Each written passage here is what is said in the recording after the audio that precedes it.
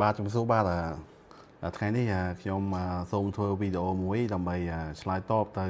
ការបញ្ចេញ comment របស់បងប្អូនយើងមួយចំនួនលើបណ្ដាញសង្គមពាក់ព័ន្ធជាមួយនឹងកម្មវិធី Osbidong បាទដូច្នេះការបកស្រាយបញ្យល់បន្ថែមអំពីកម្មវិធី Osbidong នេះខ្ញុំនឹងធ្វើជាលក្ខណៈឆ្លើយឆ្លងសំណួរដោយលើកមុនដដែលបាទអញ្ចឹងយើងចូលមកប្រធានបទយើងគឺអឺថ្ងៃនេះគឺពាក់ព័ន្ធអំពីតើ Osbidong ជាការបោកប្រាស់ឬក៏ជាកម្មវិធីស្របច្បាប់បាទអញ្ចឹងយើងនាំបងប្អូនមកប្រធានបទថ្ងៃនេះគឺដោយសារតែមានការបញ្ចេញមតិរបស់បងប្អូនយើងមួយចំនួនលើបណ្ដាញសង្គមបាទគាត់លើកឡើងថាប្រយ័ត្នចាញ់បោកគេបាទអឺមុននឹងសម្រេចចិត្តគិតឲ្យបានច្រើនបាទចាញ់បោកគេគឺចាញ់បោកយកទៅលក់អីហោហាយអញ្ចឹងណាបាទអញ្ចឹងជាទូទៅគឺយើងសូមសរសើរនិងគ្រប់គ្រង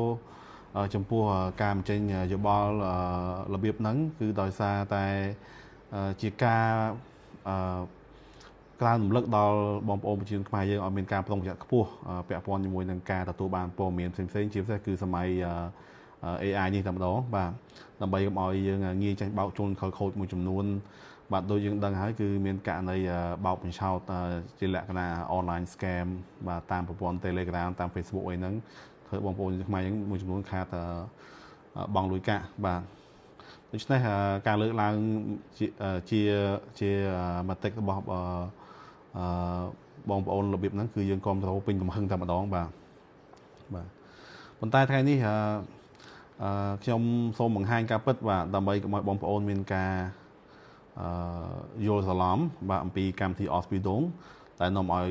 ខាតបង់នៅឱកាសមាសទៅបន្តការអាសាឥតគិតថ្លៃនៅអាល្លឺម៉ង់បាទអញ្ចឹងយើងចូលដល់សំណួរបន្តទៀតគឺសំណួរបន្តទៀតគឺតើអ្វីទៅជា Osbidong ឲ្យពិតប្រាកដបាទតើវាជារឿងបោកប្រាស់ឬក៏យ៉ាងម៉េចបាទចម្លើយគឺទេបាទ Osbidong នេះគឺជាប្រព័ន្ធអប់រំបែបវិជ្ជាជីវៈទ្វេភាគីបាទដែលមានអាយុកាលរាប់រយឆ្នាំមកហើយនិងគ្រប់គ្រងផ្ទាល់ដោយរដ្ឋាភិបាលអាល្លឺម៉ង់តាមរយៈសភាពាណិជ្ជកម្មនិងឧស្សាហកម្មអាល្លឺម៉ង់បាទវាមិនមែនជាកម្មវិធីដែលក្រុមហ៊ុនឬភ្នាក់ងារណាមួយនៅខ្មែរបង្កើតឡើងដោយខ្លួនឯងដើម្បីគេយកចំណេញជាលុយកាក់តុតការឬក៏កេងប្រវ័ញ្ចផ្សេងទេបាទដូច្នេះចូលដល់បន្ទាប់ទៀតគឺពាក់ព័ន្ធជាមួយនឹងតើខាងភ្នាក់ងារយើងមានផុសតាងឯខ្លះដែលបង្ហាញថាកម្មវិធីនេះជាកម្មវិធីស្របច្បាប់របស់រដ្ឋាភិបាលអាល្លឺម៉ង់បាទអញ្ចឹងកន្លែងនេះយើងអត់តម្រូវឲ្យបងប្អូនជឿខ្ញុំធ្វើការបកស្រាយទេបាទគឺខ្ញុំសំណូមពរបងប្អូនចូលទៅស្វែងរកព័ត៌មានបន្ថែមបាទអំពី Osbidong តាមរយៈwebsite របស់ក្រសួងអប់រំអាល្លឺម៉ង់បាទ website របស់ makeitingermany.com ឬក៏ website ពាក់ព័ន្ធជាមួយនឹង Osbidong ផ្លូវការបាទជាទូទៅ website ផ្លូវការគឺយើងមានឃើញគេដាក់សញ្ញា .de បាទ .de នេះគឺអាចមកពីពាក្យ Deutschland បាទ Deutsch នេះគឺភាសាអាល្លឺម៉ង់ហៅថាអាល្លឺម៉ង់បាទហើយនឹងយើងឃើញ website ដែលមានគេដាក់ logo ពាក់ព័ន្ធជាមួយនឹងក្រសួងនានារបស់រដ្ឋាភិបាលអាល្លឺម៉ង់បាទអញ្ចឹងយើងអាចចូលទៅ website ទាំង3ហ្នឹងដើម្បីធ្វើការស្វែងរកបានឬក៏បងប្អូនទៅ Google យើងចូលទៅក្នុង Google យើងវាយពាក្យថា Osbidong យើងអាច search ទៅឃើញហើយបាទអាចស្វែងយល់តាម YouTube ក៏បានតាម TikTok អីក៏បានដែរបាទអញ្ចឹងបងប្អូននឹងឃើញព័ត៌មានរាប់ពាន់ទំព័រដែលគេនិយាយអំពីការអាសាដោយឥតគិតថ្លៃហើយនឹងទទួលបានប្រាក់ខែស្របច្បាប់រាល់ខែដែលរដ្ឋាភិបាលអាល្លឺម៉ង់គេបើកចំហសម្រាប់សិស្សអន្តរជាតិបាទទូទាំងពិភពលោកបាទសំណួរបន្ទាប់ទៀតគឺតើបងប្អូនខ្មែរងាយចាញ់បោកគេកន្លែងណាបាទកន្លែងណាដែលយើងងាយចាញ់បោកគេណាបាទអញ្ចឹងពាក់ព័ន្ធនឹងការចាញ់បោកគេហ្នឹងគឺវាកើតឡើងនៅពេលដែលភ្នាក់ងារមួយខលខូចគាត់សន្យាថាឬក៏ធានាអះអាងថាដឹងតែជាប់ 100% បាទដោយទារលុយកាក់ពីបងរាប់ពាន់រាប់ម៉ឺនដុល្លារហើយពេលខ្លះគេបញ្ជាក់ថាកម្មវិធី Osbidong ហ្នឹងគឺលក្ខណៈដូចថា ងាយស្រួលក្នុងការដាក់ពាក្យដោយមិនចាំបាច់ចេះភាសាអាល្លឺម៉ង់មិនចាំបាច់ធ្វើតេស្តភាសាអាល្លឺម៉ង់អីទាំងអស់ហ្នឹងបាទនេះជាការបោកប្រាស់បាទជាការបោកប្រាស់តែព្រោះច្បាប់អាល្លឺម៉ង់គេតម្រូវឲ្យបេក្ខជនត្រូវចេះភាសាអាល្លឺម៉ង់បាទយ៉ាងហោចណាស់កម្រិតB អាញឬក៏ B ស្វាយបាទមានន័យថា B1 ឬក៏ B2 បាទ B1 ឬក៏ B2 កម្រិតភាសាស្តង់ដាបអឺរ៉ុបបាទតើបអាចមានឱកាសដាក់ពាក្យស្នើសុំទិដ្ឋាការនេះបានចំពោះរឿងការស្នើសុំទិដ្ឋាការនេះក៏បងប្អូនអាច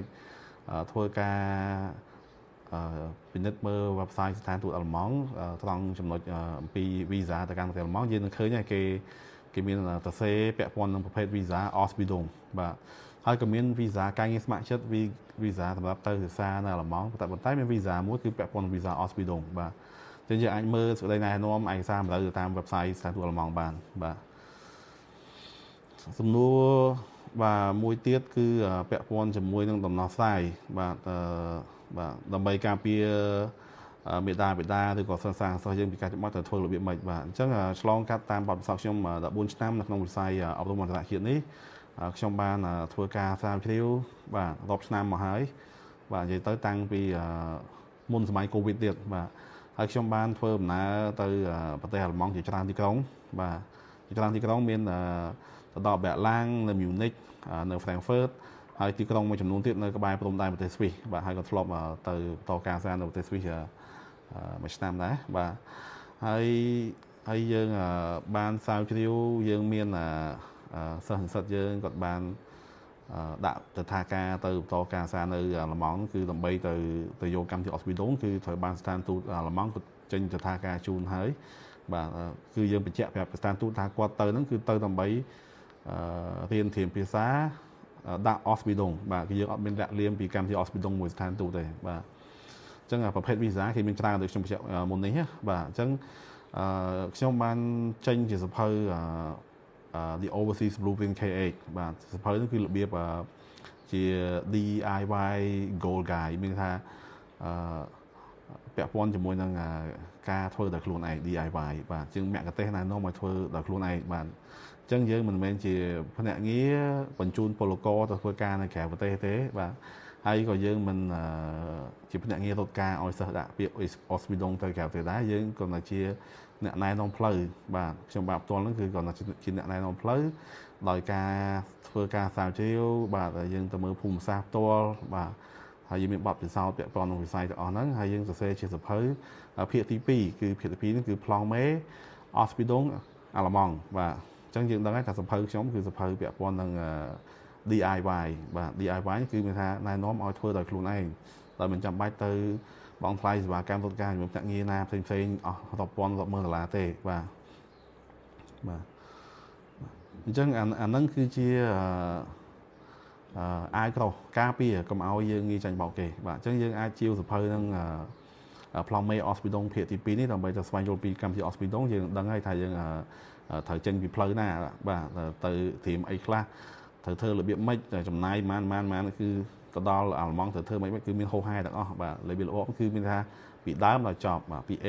ដល់ Z វាព័ន្ធនឹងកម្មវិធី Ausbildung ហ្នឹងបាទអញ្ចឹងជាចុងបញ្ចប់មុននឹងសម្រេចចិត្តជ្រើសរើសភ្នាក់ងារណាមួយដាក់ពាក្យAusbildung ហ្នឹងឬក៏សម្រាប់ចិត្តទៅសិក្សានៅក្រៅប្រទេសបងប្អូនគួរតែជាវសភៅនេះអានសិនបាទអានសិនដើម្បីយកជាព័ត៌មានបាទជាចំណេះដឹងពាក់ព័ន្ធនឹងកម្មវិធី Ausbildung ហើយនឹងពាក់ព័ន្ធនឹងការដាក់ពាក្យនៅក្រៅប្រទេសផ្សេងៗហ្នឹងបាទវាមិនស៊ីជម្រៅទាំងអស់នេះខ្ញុំចង់និយាយពីដាក់ពាក្យទៅប្រទេសអាមេរិកអូស្ត្រាលីនូវែលឡង់សភៅភាគ2នេះវាមិនស៊ីជម្រៅអស់ប៉ុន្តែវាជាចំណេះដឹងមួយផ្នែកបើសិនជាពាក់ព័ន្ធនឹង Ausbildung វាដឹងលម្អិតហើយប៉ុន្តែសភៅនេះក៏អាចផ្ដល់ជាចំណេះដឹងព័ត៌មានបន្ថែមអំពីការសិក្សានៅក្រៅប្រទេសដែរបាទអញ្ចឹងបងប្អូនអាចធ្វើការ scan QR code នៅលើ screen នេះបាទឬមួយក៏ទំនាក់ទំនងតាមប្រព័ន្ធ Telegram ដើម្បីយើងជាវសភៅនេះក្នុងតម្លៃ early bird តែ$19.99 សេនទេបាទអរគុណច្រើនបាទសម្រាប់ការតាមដានទស្សនាការបញ្យល់បន្ថែមនេះហើយកុំភ្លេចចែករំលែកវីដេអូនេះដើម្បីការពារកូនខ្មែរយើងពីការចាញ់បោកភ្នាក់ងារខលខូចមួយចំនួនបាទ